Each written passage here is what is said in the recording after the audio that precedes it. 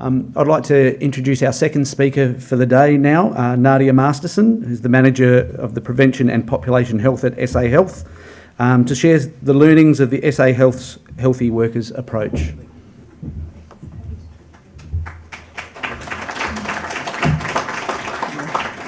Thanks very much, Shane.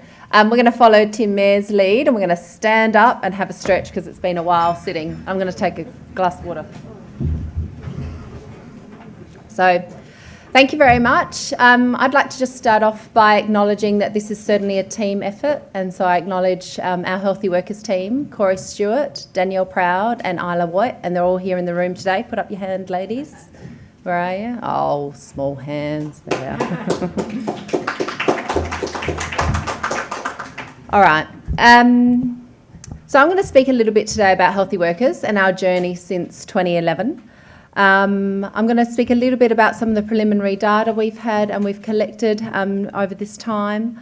And I'm going to try and draw in the examples of how we've started looking at integrated approaches. What I found really interesting reflecting back is that integrated approaches, as Nikki said, haven't really been broadly spoken about in Australia until this most recent decade.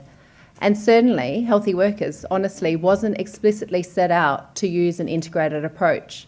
But I'm really proud when I reflect back on the key approaches and principles of Healthy Workers that many of them are and do encapsulate integrated approaches, and I'll be able to draw on that. What's more exciting is that throughout our journey, we've more and more built on our learning and understanding of integrated approaches, and having Nikki here this week's been a really nice driver to continue to push that work forward. So we're still learning. So I just want to give you a little bit of background about what the Healthy Workers approach is and then discuss some of those outcomes and reflecting as I go. So what is the Healthy Workers approach? We use a capacity building approach across systems and across levels. So what we're doing is looking to build shared responsibility with our partner organisations. This approach recognises that as individuals and as workers, we don't make lifestyle decisions in isolation. We're influenced by the settings in which we work, live, learn and play. So the workplace is one of those really important settings. Just in the same way as a worker is influenced by their workplace, a business is influenced by their industry in which they work. And likewise, industries are influenced by statewide policies and priorities. So it's really important that our approach worked across all of those systems and levels. So in terms of what the model looks... Oh, can I just skip back? Missed about a few minutes there. So I just want to skip through quickly at each of those levels what some of the key areas that we've worked on and why, and later in the presentation speak about some of those outcomes. So at the statewide level, we look to increase awareness and action in the area of workplace health by focusing on three key areas: partnerships, training and tools. So partnerships have been really integral to ensure that we maximise the reach across the state and maximise the integration of health, safety and wellbeing into other sectors. At an industry level, we recognise that the Department of Health or any statewide government really doesn't understand each industry as well as the industry itself. So we've partnered with 12 peak industry bodies since 2011 because they best understand their industry. They're advocates for their industry and they have existing mechanisms to speak to and communicate with their industries. So by working in that way, we've been supporting those peak industry bodies to do two key things. One is look at their industry. What are the opportunities working across their sector that they can see to encourage their businesses to look at workplace health, wellbeing and safety? The second is to be able to provide that capacity building approach, so being able to provide that workplace consultancy, going into a business, not doing it for them, but helping them to learn how to do it better. And the third level is the business level. What does it look like at a business level? Our business model is in line with the World Health Organisation's model. It also was based on the significant consultation that was done at the initiation of the program with business stakeholders and health stakeholders. And it speaks to many of the concepts that Nikki spoke about this morning. So those strategies in the centre, healthy places, healthy vision and healthy people, it talks about the fact that we can't put responsibility on just the individual. We need to look at the other aspects. So we've grouped those into those 3 domains. So firstly, healthy vision. What do we talk about when we think about healthy vision? We're talking about business practices, business policies and visions and strategic directions. So at its simplest level, it can look like a healthy catering policy or flexi time to allow better work-life balance. Healthy people is making sure that our workforce have access to programs and services, but relevant programs and services that they need and they've asked for. EAP programs and physical activity programs that we've talked about are some of those, but reaching out into the community and linking back to those community organisations that can provide those services too. And finally, healthy places. That's about the supportive environment, looking at making sure that it's easier for workers to make those healthy choices by having natural light, green spaces, bike racks, kitchen facilities and the like. So I know there were some questions this morning about evaluation and we needed to consider how do you evaluate something so broad. So our evaluation reflects those different levels and systems that we work across and using a range of qualitative and quantitative approaches. We've been really lucky to have worked in partnership with the Department of Industry and Skills, previously Department of State Development, and Tim's here today, to coordinate that evaluation and also in partnership with SA Health. We're currently analysing a large amount of data and that report's going to be ready towards the end of this year. So today I'm just going to be able to provide a really brief snapshot of some of that qualitative data and some of the data arising from our workplace audits. So our workplace audit is that yellow document in the middle there, and I just point that out because it's available online and we're using it as a way to capture some data, as Nikki spoke about, trying to find out what's happening. But at a business level, it's a really useful way to consider what's already happening in your workplace and where are some of the opportunities where you could do more. So there's 35 items across those 3 domains of healthy people, places and vision. So in South Australia, we have our population in the state is almost 750,000 workers across almost 150,000 businesses. And we hope that our statewide approaches across partners, training and tools have helped to assist in that, in reaching that target. At the industry level specifically, what I've put here is the data just from between 2014 and 2018. We worked with 5 key high-need industry areas, including farming, manufacturing, defence-related enterprise, apprentices and civil construction. So working through those key peak bodies, we were able to reach over 80,000 workers and close to 3,000 businesses. And I'm really pleased today, later on the panel, you'll hear from Peter Hihoric, who was the Healthy Worker Advisor across manufacturing. So at a statewide level, partnerships you've heard a lot about, and they have been really critical to the way that this program has worked. We've had relationships, really strong partnerships with more than 20 organisations, and I'm going to name some, name and shame. Return to Work SA, Safe Work SA, Department of Industry and Skills, CISA, Employers Mutual, Brand SA, TAFE, Office for the Public Sector, Adelaide Uni, Beyond Blue and the Mental Health Commission, just to name a few. Many of those state partners have been part of our statewide reference group back in 2011 and continue to be there. They were involved in the development of the approach and have supported our implementation throughout, so I'm really thankful for that. It has made the difference. One good example of a partnership has been our relationship with Safe Work SA. And for me, that really represented that pivotal moment almost 2 years ago when we recognised the importance of looking at a more integrated approach. As Paddy mentioned, that relationship is formalised through a public health partner agreement through the State Public Health Act. And Gavin Fairbrother will speak to you later this morning, and he's working on the Healthy Workers, Safe Workers co-funded project that's come out of that partnership. And some of the initial wins have been fantastic around that. Simple things like looking at how we can train safe work advisors so they can provide safety advice and links into health. Looking at making sure that health and wellbeing is on the job and person spec of the advisors, looking at what resources are available that can be integrated. And I look forward to hearing from Gavin later this morning. At a training level, training's been really important to build the capacity of our workforce in South Australia. We don't want to rely just on experts to come in and do workplace health and wellbeing for a business and then leave. We need that business to develop its own capacity. So we've looked at a range of training opportunities for that.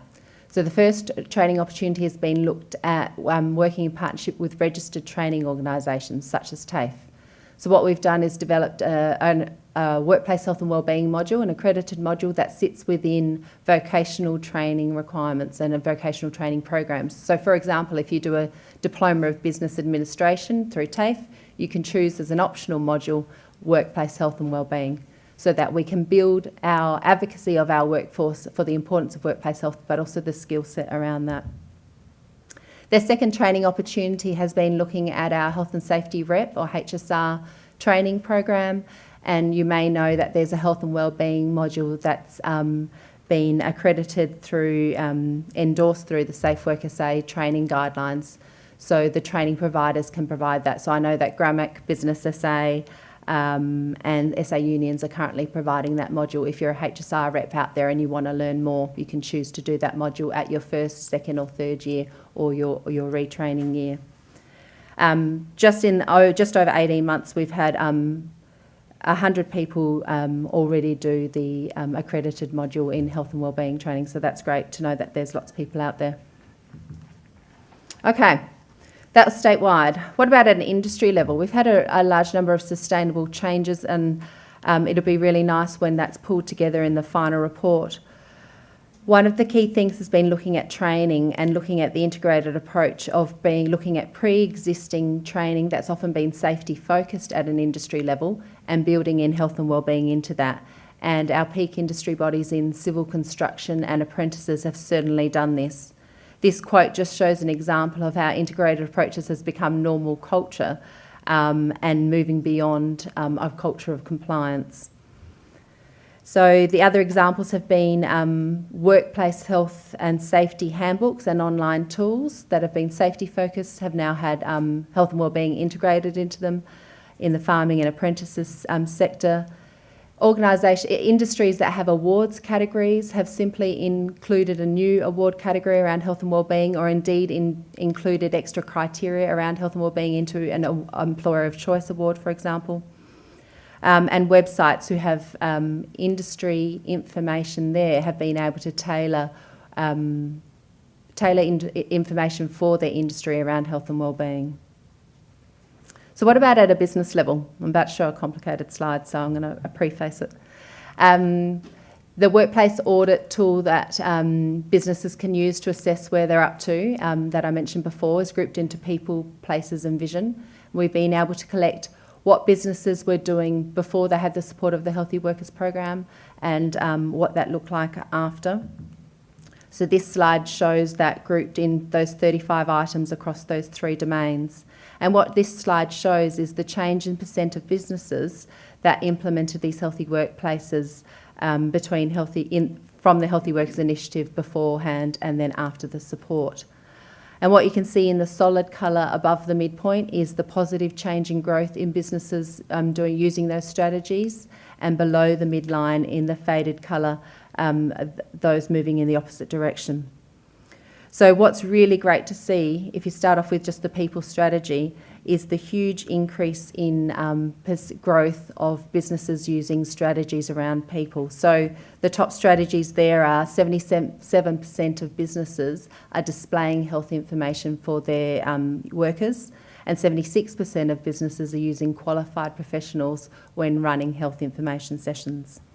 Give me a moment.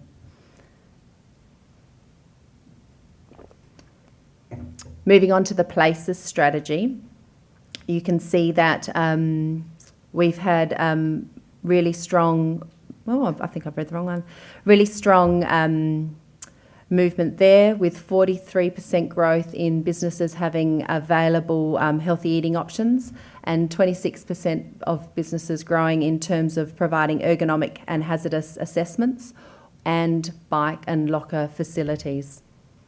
When we're looking at the vision outcomes, these have been more variable. There's been lots of really positive growth, with 78% of business change in terms of offering physical activity policy, and 51% of businesses, growth in businesses who are using the strategy of upskilling workers. We've also had some unexpected results in terms of businesses moving in the opposite direction, where 71% of businesses with a responsible alcohol consumption policy, the growth has been in the opposite direction, and similarly around smoke-free policies. We are looking into the qualitative data for that to see if there's any insights around why that might be. We do know that those businesses who are moving in the opposite direction at baseline said, yes, we have those policies, and at follow-up said, oh, actually, no, we're just working towards it. And in practice, we are considering the possibility that that's around businesses understanding more following Healthy Worker Support around what a comprehensive policy looks like around health and wellbeing, and actually going, oh, I thought I had it right at the beginning, but now we're actually working towards it. So I look forward to looking into the qualitative data there and finding out more. So perhaps a less complicated slide is at the end of the program, what are businesses doing? What are some of the strategies that are most used?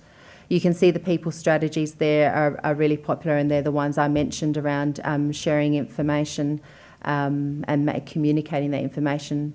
At the places level, it's around making sure water's freely available, and 100% of businesses have water freely available and promoted. 97% of businesses have their grounds lit, well maintained and safe, and 96% have responsible alcohol service policy. At a vision level, 32% of businesses have a healthy eating policy, and the same percent have financial resources dedicated to health and wellbeing. So that's a really positive result in a difficult business climate. So at a business level, a really small example of how a business has integrated health and wellbeing in an everyday kind of way is this quote. Shows that they've put both of those items on the agenda, and they do it standing. That's really nice. Closer to home for me, it's been really nice to work with our colleagues within SA Health and look at our own business. And I know Peter Polentz is here today from Workforce Health in the Corporate Services. And we were really lucky to be able to take the opportunity to identify how can we better integrate workplace health and wellbeing and safety. So these are some of the things we're just early in our journey that we've already been able to make changes into. We've been able to embed health and wellbeing into our staff induction processes, into our relevant work policy. We've been able to integrate it into our safety training opportunities. So obviously the HSRs have the opportunity to do the health and wellbeing module, but even within our e-learning modules for managers, we've been able to integrate health and wellbeing into that. Our WHS site checklists have items around health and wellbeing within there. And our SA Health intranet obviously has information and services there for staff. And we also have an online brief health check, which allows staff to find out more about their own health behaviours and services and referrals that are specific and tailored for them.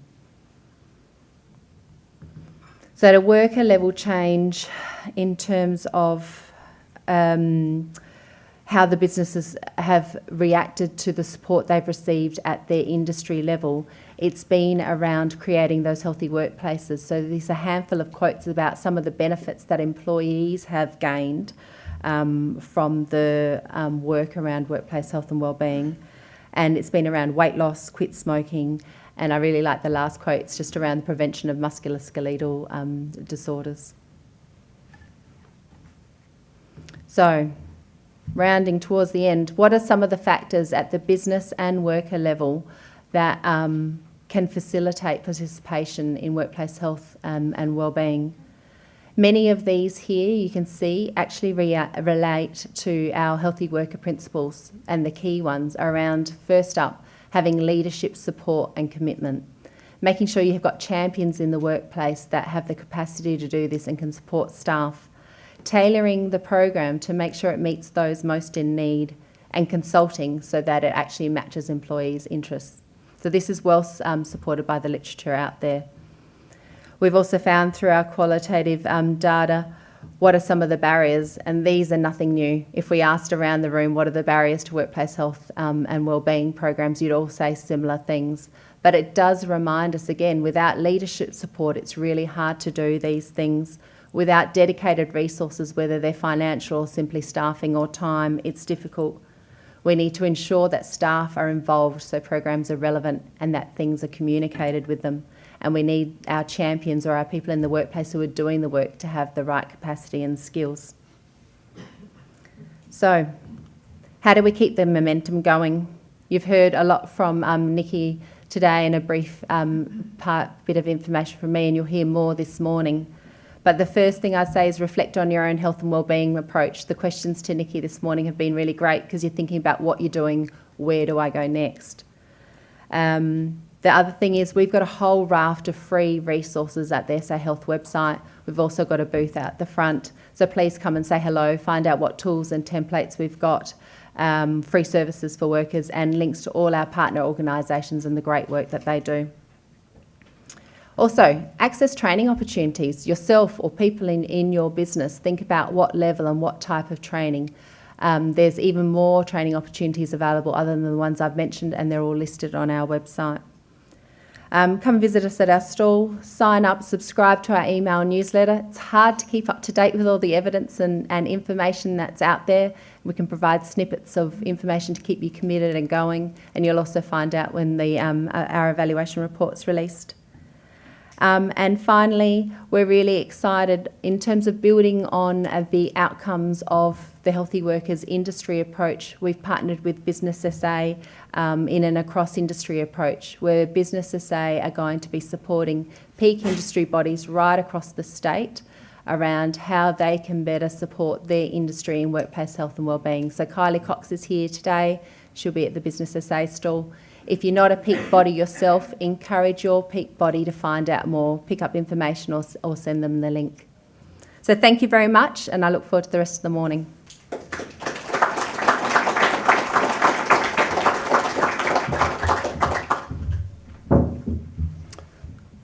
Thank you very much, Nadia, and congratulations on the great work you and your team, Danielle, Corey, Isla, have been doing. It's great. You've influenced us at Safe Work SA, and I know that even within our team through Gavin, that our workplace advisors, a couple have made significant changes to their health over the past 6 months, year. So that's through your influence. So well done.